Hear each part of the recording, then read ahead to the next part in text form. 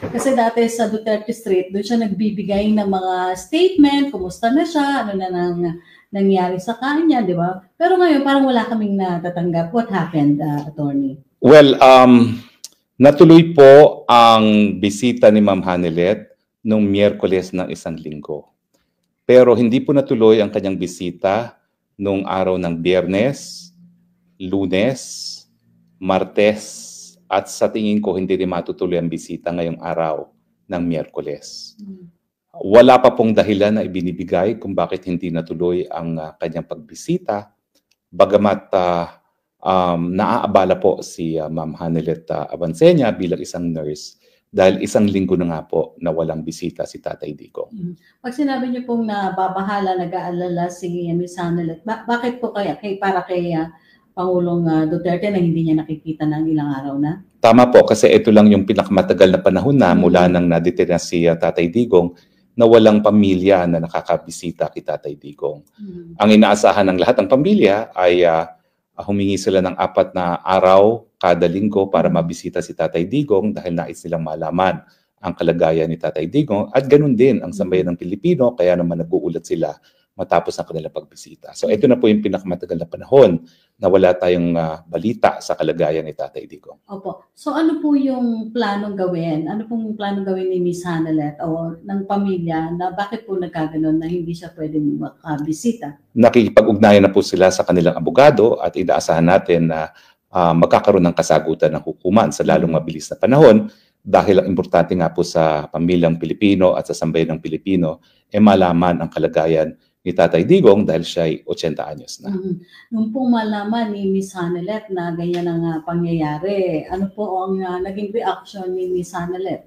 Siyempre po, matinding kalungkutan, no?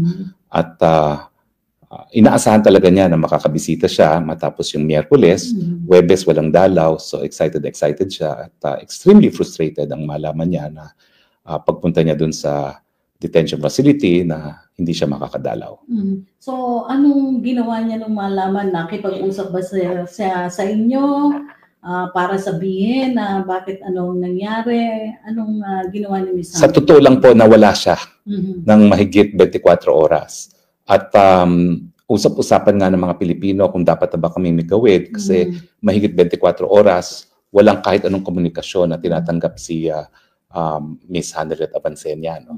Pero nung araw ng linggo, natawagan ko man naman siya matapos ang mga 30 plus hours na walang kontak kahit kanino, at nalaman ko nga na hindi natuloy ang pagbisita nung Biyernes. Opo. So ano po yung parang gusto sabihin ni Ms. Hanelet o ng pamilya Duterte sa pamamagitan ninyo, yung pong nagpupunta dun sa Duterte Street, kasi palagi kami nga nag-antay din noon na parang naghihintay kami ng update sana, pero walang Hanelet na dumating. So ano pong masasabi ninyo dun sa payo dun sa ating mga naghihintay na Pinoy sa Duterte Street? Well, tayo naman po ay nagtitipon-tipon sa Duterte Street para ipakita ang ating suporta kay Tatay Digong.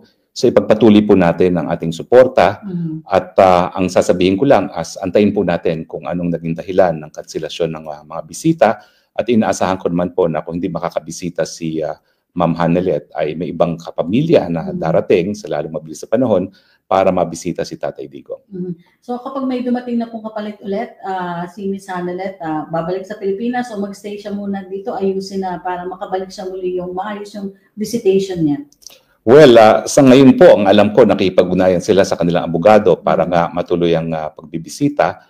Pero whether not matuloy o hindi, ang alam ko, ang pulisiya ng pamilya ay merong isang matitira rito, isang next of kin, para kung merong mangyari kay Tatay Digong.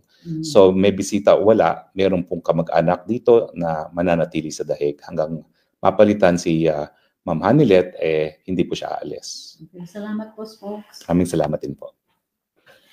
Nakalive kayo, folks, sa page nyo. Nakalive.